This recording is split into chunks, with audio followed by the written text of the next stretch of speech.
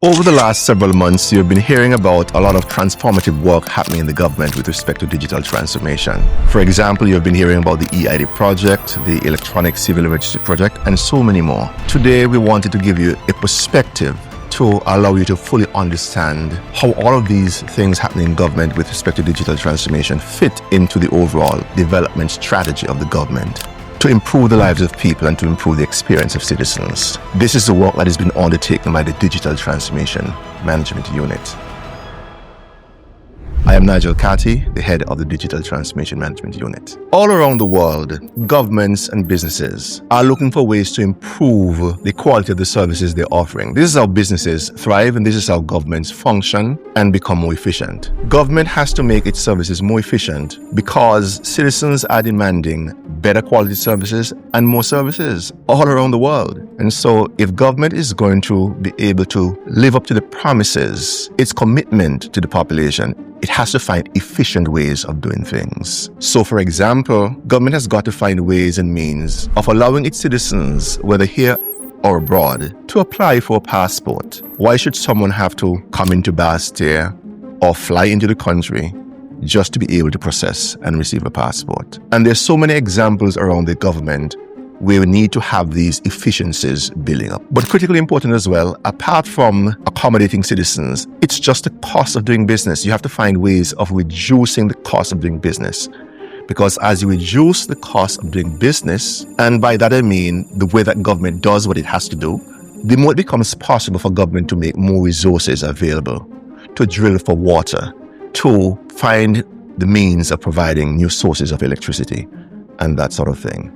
And lastly, with the evolving nature of our society and the skill set of our people, government has to find ways and means of ensuring that it can channel the skills that our people have in serving their own country, in finding jobs, in doing business. And so what government is doing in this regard is merely to achieve all of those things. Efficiency, be able to reduce the cost of business, and to align itself better with the skill set of the population. The Digital Transformation Unit is really the hub that focuses on coordinating all of government's digital transformation activities. If you're building a house or undertaking some major project, there has to be some unit, some body, some person that coordinates the whole thing. Otherwise, it's not going to be properly organized. So the unit that I lead is responsible for making sure that all of the activities in digital transformation happening around the government are being conducted, are being done, implemented according to certain standards to do with data and information management, standards to do with security, and at the same time trying to improve the efficiency with which these projects are being implemented. Imagine 3, 4, 5 government departments doing their own thing. It can lead to waste. It can lead to repetition. It can lead to different systems being developed with different standards and therefore not being interoperable. When we speak to these systems being interoperable, what we mean is that they should be able to communicate with each other. And if they're going to be speaking the same language, then as we develop these systems, we have to make sure that we are factoring in how they should communicate with each other. And so we're doing the coordination.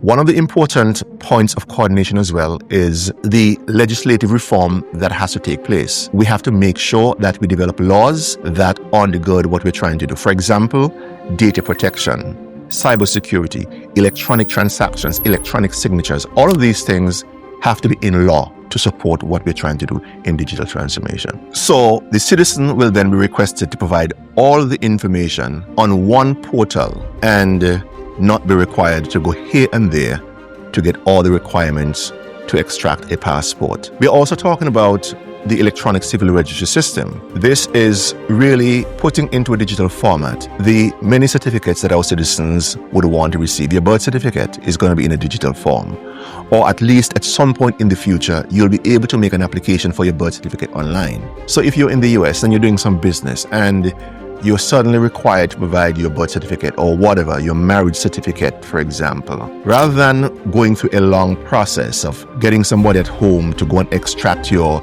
certificate for you, or you having to travel at home to get the certificate, you can make all those requests online and get your certificate in digital format. And there's so many other ways in which government is providing those conveniences. Your taxes online.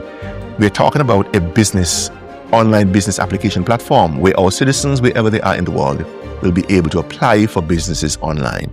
These are just some of the conveniences which are coming to the citizens of St. Kitts and Nevis. As government gets deeper into the activity of digital transformation, putting more and more of its content, its information into a digital format, citizens of St. Kitts and Nevis are going to have an understanding that the government has at heart securing the data that it has. One of the things we are doing in that regard is that, just as your bank is doing, we are adhering to international best practices in relation to how we secure data. So, for example, we talk about data encryption. A lot of our people, most of our people, trust our banking system, our banking institutions. You put your money there and everything is all right. But there's so much going on that the banks are doing to protect your information. The same thing is happening here.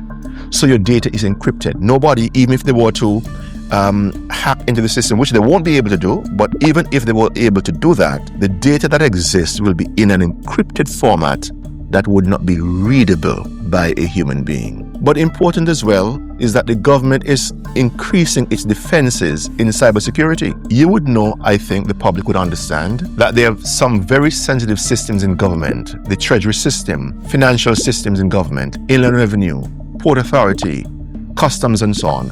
All of these are very sensitive systems, and over the years, for quite a number of years now, government has had the most robust cybersecurity infrastructure in place to safeguard those things. Those kinds of systems will be expanded throughout the government. So that wherever we develop these systems, there is a wall of protection, cybersecurity-wise, to prevent the intrusion and unlawful access of information. Critically important, part and parcel of this is going to be putting in place the relevant legislation to protect the government's data and to protect the data of individuals who transact business with the government, so that people in government as well as people out of government will be under the obligation of law to treat properly with the information that belongs to people and that belongs to the government. So we talk about the Data Protection Act. That is not just an act that pertains to criminals who are trying to intrude your system, the government system. It's a law that will regulate the activity of even people within the government service. We are talking about the Electronic Transactions Act.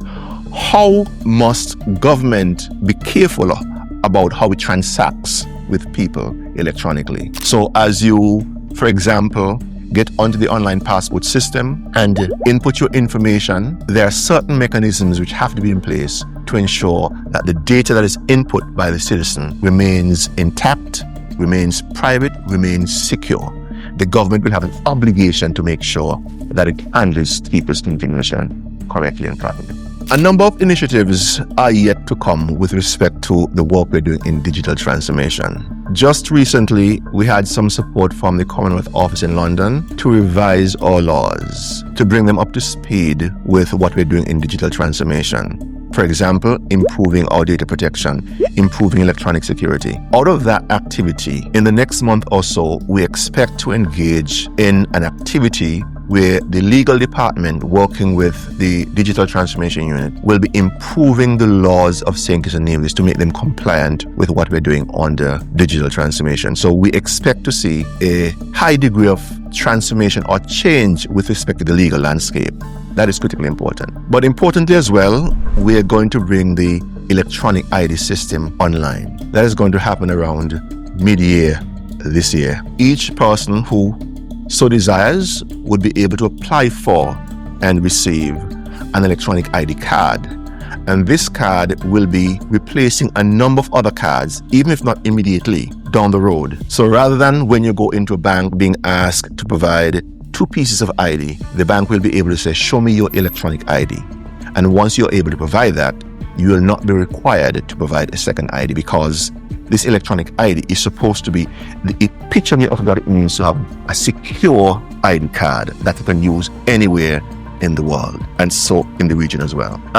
We are also speaking of the online passport application system. I spoke about that before. One of the things I haven't spoken a lot about is the online business application platform. This is critically important because it is part and parcel of the government's strategy to improve its doing business index. The doing business index is a measure of how easy it is for people to start their businesses, apply for business license, get a response in quick time, and being able to pay whatever fees they have to pay to get their businesses going. That is one critically important initiative which is being undertaken by the government and which we believe will redound to the benefit of the country in terms of economic growth and empowering young people to be able to just get online, create their own businesses, almost as though they go into a shop to buy a cup of coffee. That is the kind of transformation that is taking place, and it's part of the government's overall sustainable island state agenda, making our economy